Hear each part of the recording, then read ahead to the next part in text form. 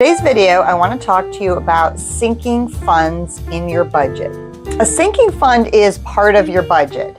It is expenses that need to be paid in the future. So let's take some time, get a piece of paper and a pen out, and we're going to go over our sinking fund and how you create it and how it works for you. I put all my yearly and quarterly expenses into the sinking fund, so I'm not sinking financially when they're due. So grab a piece of paper and a pen. We're going to go old school and we're going to write everything out. And this is how you're going to see firsthand what exactly could or should go into your sinking fund. Well, of course, you can do this in Excel or Google Sheets.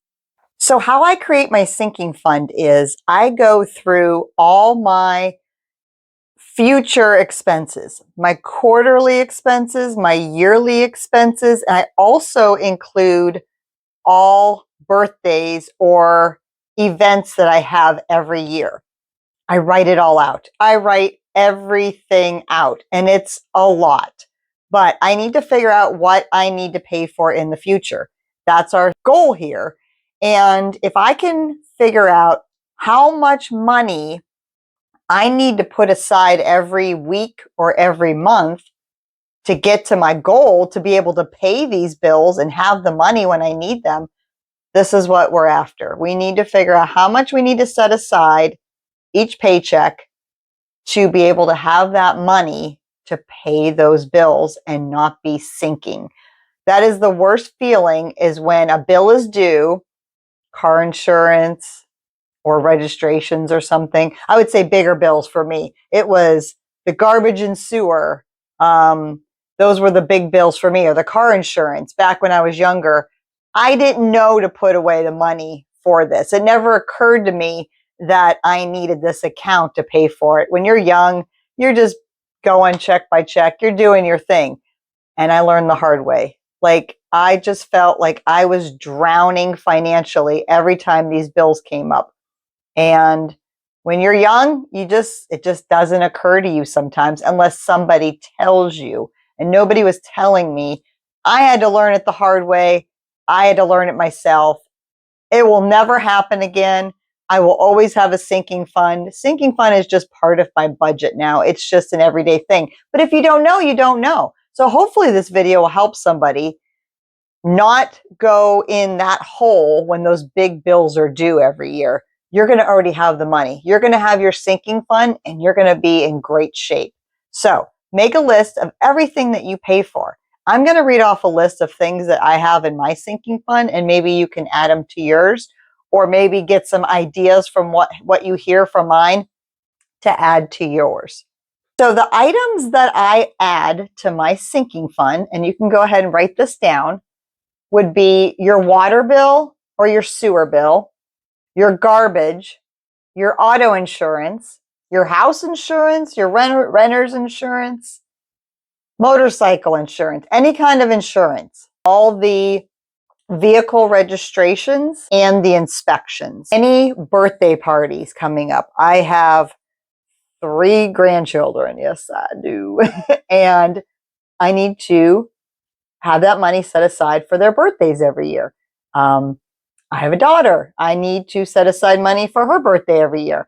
So I take that into consideration. I mark that down. How much am I going to need for each birthday? You know, I have a set amount. I have a set amount that I give the adult children for their birthday. I put that in there. Certain things I buy every year, I put them in the sinking fund. You can do whatever you want with your sinking fund. You can put whatever amount, whatever expenses you want. It's your sinking fund. You're saving for it. And there's times where I'm like, oh my gosh, I'm putting a lot of money in every week into my sinking fund. And I have to go through it again.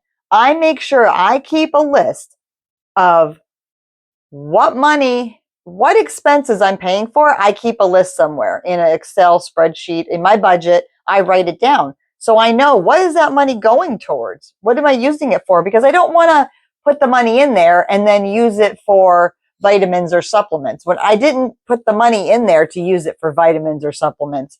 You just got to know what you're paying for. You can't touch it.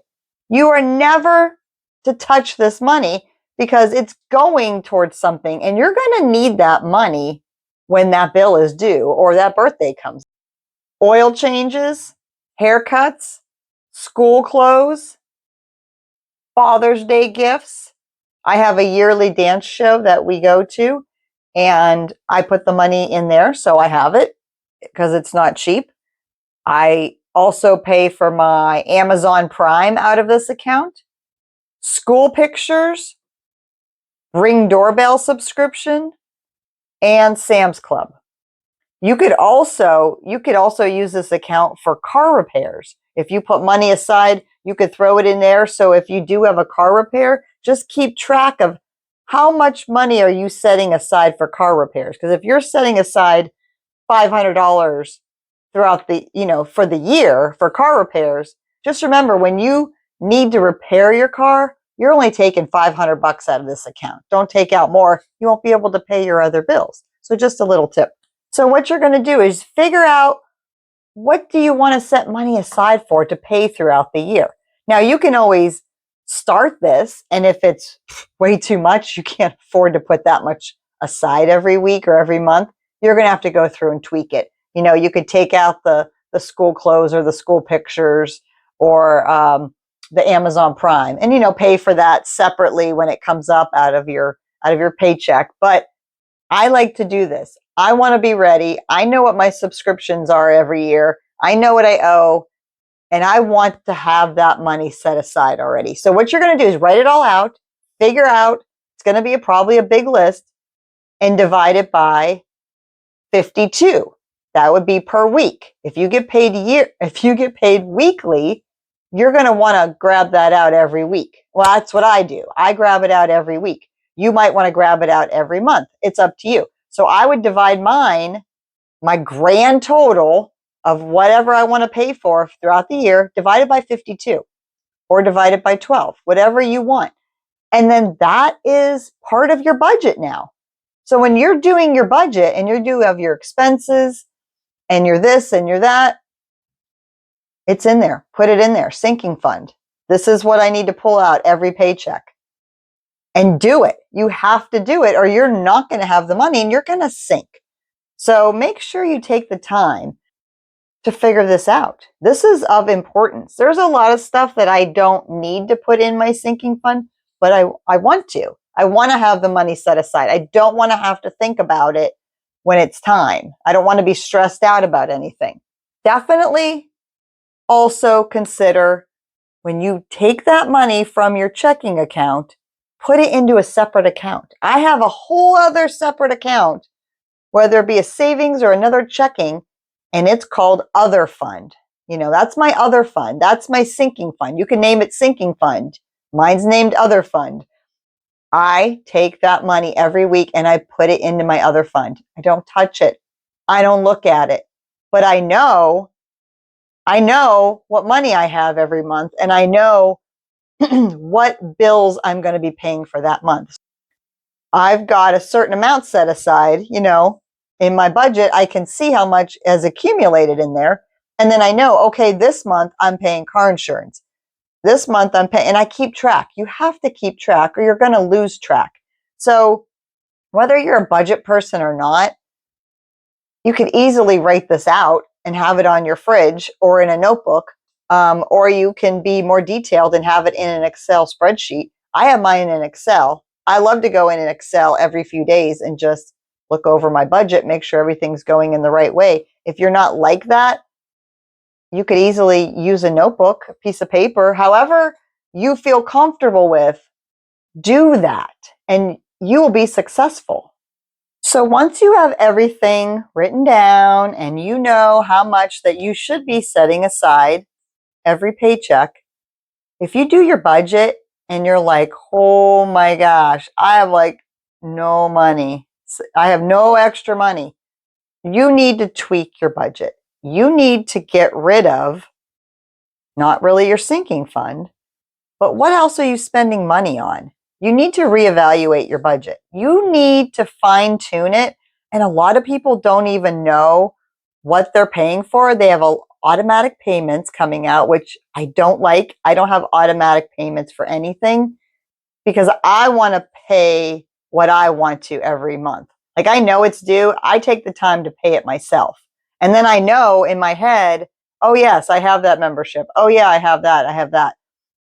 I think the only thing I had automatically come out of my account, which was not my decision, was my Planet Fitness. I didn't like that, but it was automatically out of my checking account, which was okay. It's part of my budget.